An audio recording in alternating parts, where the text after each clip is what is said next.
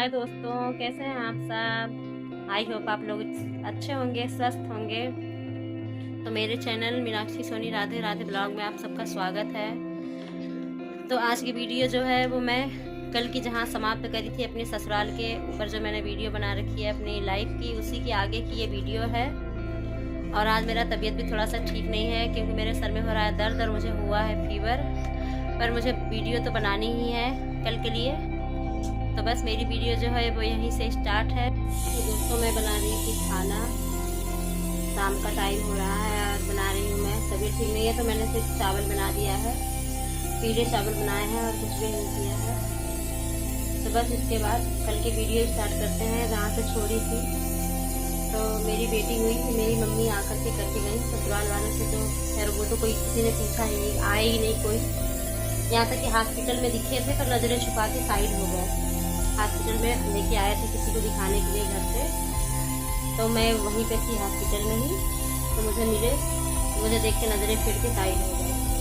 फिर मेरी बेटी हुई, मम्मी मेरी कर धर के गई 1 महीने। इसके बाद ऐसे ही चलता रहा, बीच में थोड़ा बहुत बोल चाल, आते जाते शरीर सुना दिख गए तो था। इसके बाद मेरा दूसरा बच्चा आया पेट में, मेरा सारन। उस समय पे लगा था लॉकडाउन, क्योंकि मेरा छोटा वाला बेटा हुआ था लॉकडाउन में। और लॉकडाउन में होने की वजह से मेरे मायके से कोई आ नहीं पाया था। तब तो मेरे ससुराल में थोड़ा सा बोल चाल था, ज़्यादा नहीं था, थोड़ा बहुत बोल चाल था। फिर मेरी ननद मेरे साथ हॉस्पिटल गई थी, बड़ी वाली ननद हॉस्पिटल गई मेरे साथ, और जो थोड़ा बहुत करना था उन्होंने कराया धराया। हॉस्पिटल में थी, मैंने उन्हें करने की नौबत ही नहीं आने दी। मैंने कोशिश करी कि मैं खुद से कर लूँ, एहसान कमी लूँ, पर हो गया थोड़ा था। इसके बाद फिर मैं घर पर आ गई। खाना पीना तो मेरा खैर बंद ही नहीं हुआ था, क्योंकि जब मैं आई थी उससे 5 दिन बस जैसे तैसे निकले थे। 6ठे दिन से मैं लग गई थी खाना पीना बनाने में, अपने काम धाम में। इसके बाद छठी हुई मेरे बेटे की, 6 दिन हो चुके थे तो छठी हुई। छठी में जो थोड़ा बहुत हुआ तो हम लोगों ने किया, क्योंकि उस समय पे लॉकडाउन था और अच्छों की कमाई जो थी वो बंद हो गई थी। और हमारी तो एक ही व्यक्ति की कमाई है घर में, हमारे पतिदेव की, वो भी इतनी अच्छी खासी नहीं थी, तो ज़्यादा कुछ हम कर नहीं पाए। और ऐसे में ननद को नेक देते हैं, पैसे कपड़े वपड़े देते हैं। अब लॉकडाउन था तो भाई बजट था ही नहीं, जो थोड़े बहुत थे वो हॉस्पिटल के चक्कर में खर्च हो गए। तो हम उतने अच्छे मतलब नहीं दे पाए ननद को। तो उस बात का भी उनको बहुत वो लगा, मेरे ससुराल वालों को, कि मतलब ननद को नेक नहीं दिया, पैसे नहीं दिए, और हाँ इसके मायके वाले भिखारी हैं, या नहीं कि ये भिजवा दे, कर दे, दे दे। मतलब मेरे घर के लोगों की थिंकिंग ससुराल की हमेशा से इस बात पर थी कि इसके घर से कभी कुछ नहीं मिला, कुछ नहीं मिलता, पैसे नहीं मिलते, धन नहीं मिलता। पड़ोसी की बहू आई है तो क्या क्या सामान लेके आई है, कितना सारा मतलब उसको सामान मिला है, गहने मिले हैं, पैसे मिले हैं, इसके घर से कुछ नहीं मिला। मतलब हमेशा इस बात का उनको रोना रहता है, हमेशा रोना रहता है कि इसके घर से कभी कुछ नहीं आया, कुछ नहीं मिला। भाई जब हमारी शादी हुई थी तो उस समय पे हमारे घर की स्थिति ऐसी नहीं थी, जितना हमारे माँ बाप से बन सका था उतना दिया था। फिलहाल अब मेरे घर की स्थिति अच्छी है, मेरे मायके वालों की। मेरे 2 भाई हैं, उनकी अपनी शॉप है, दुकान है। मेरी 2 बहनें हैं मुझसे छोटी, जो जॉब में है, सरकारी जॉब में है। एक टीचर है, एक डॉक्टर है। बस मेरी है जो थोड़ी सी, क्योंकि मेरी शादी जल्दी हो गई थी और मैं जल्दी आ गई थी ससुराल। तो अब मेरे मायके की जो स्थिति है वो पहले से बहुत अच्छी है, पर जिस समय पे मेरी शादी हुई थी उस टाइम पे इतनी अच्छी स्थिति नहीं थी।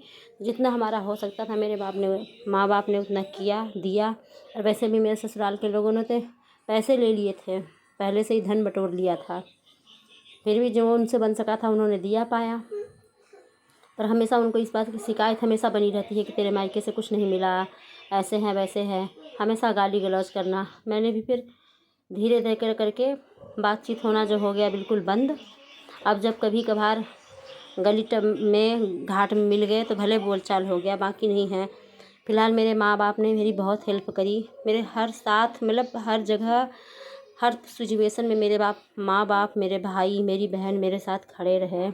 चाहे वो पैसे से हो, चाहे वो मतलब जांगर से हो, धन से हो, कभी कोई भी पीछे नहीं हटा। न मेरी बहन, न मम्मी, न पापा, हमेशा मेरे हेल्प के लिए खड़े रहते थे और हर जगह पर हमारी हेल्प करी। हम 3 बहन 2 भाई हैं और मेरे माँ बाप ने हम पाँचों को हिस्सा दे रखा है, ज़मीन दे रखी है।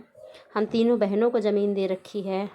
मेरी हाँ छोटी बहन की है, उसने तो बनवा भी लिया है। मेरा अभी नहीं बन पाया क्योंकि मेरी परिस्थिति अभी इतनी अच्छी नहीं है। मेरे पैसे के थोड़े बजट जब हो जाएंगे, कमाई होने लगेगी तो बनवाएंगे। मैं भी सोचती हूँ कि एक की कमाई से हमारा घर ढंग से नहीं चल पाता, मैं भी कुछ काम करूँ। फिर बच्चों को देखती हूँ कि हमारे बच्चे इतने छोटे हैं, उनको किसके भरोसे छोड़ के जाऊँगी और मैं कर नहीं पाऊँगी। फिर मेरी एक सहेली है जो मेरी बहुत अच्छी फ्रेंड है, और वो मुझे ससुराल में मिली है, शादी होके आई हूँ जब, तब वो मेरी फ्रेंड बनी है, पर बहुत अच्छी है। तो उसने मुझसे बोला कि तुम घर में रह के एक काम कर सकती हो, तुम्हें बाहर नहीं जाना पड़ेगा, तुम घर में ना वीडियो बनाया करो यूट्यूब पर। जब तुम्हारी वीडियो चल जाएगी तो उसमें अर्निंग होगी और तुम्हारा जो परिस्थिति है ना मेंटेन हो जाएगा, और धीरे धीरे तुम्हारी सिचुएशन जो है वो बेटर होगी। पर मुझे वीडियो का बिल्कुल भी आइडिया नहीं था, क्योंकि मुझे आईडी तक बनानी नहीं आती, यानी कि मुझे व्हाट्सअप फेसबुक चलाना भी नहीं आता था ढंग से, तो यूट्यूब चलाना तो बहुत बड़ी बात है। पर मैंने कहा नहीं, मैं कोशिश करूँगी, मैं हार नहीं मानूँगी। पिछले साल मैंने फरवरी में फिर मेरे तान्या के पापा ने मेरी आईडी बनाई यूट्यूब पर, और मैं उसमें वीडियो अपलोड करने लगी डेली। तो शुरू में मुझे यही नहीं पता था कि शॉर्ट वीडियो अलग होती है, लॉन्ग अलग होती है। मैं दोनों ही डालती थी, मेरी शॉर्ट ज़्यादा चलती थी, लॉन्ग नहीं चलती थी। बाद में पता चला कि शॉर्ट वीडियो का वॉच टाइम काउंट नहीं होगा, सिर्फ लॉन्ग का वॉच टाइम काउंट होगा, और उसी से चैनल मोनेटाइज। फिर मैं लॉन्ग वीडियो बनाने लगी तो मेरे सब्सक्राइबर पूरे हो गए हैं, बस वॉच टाइम पूरा नहीं है। तो प्लीज़ दोस्तों, मेरे यूट्यूब के सभी दोस्तों, मुझे सपोर्ट करो ताकि मेरा वॉच टाइम जो है वो पूरा हो जाए और मेरा चैनल मोनेटाइज हो जाए, ताकि मेरी कुछ अर्निंग हो सके। तो सबको मेरा थैंक यू।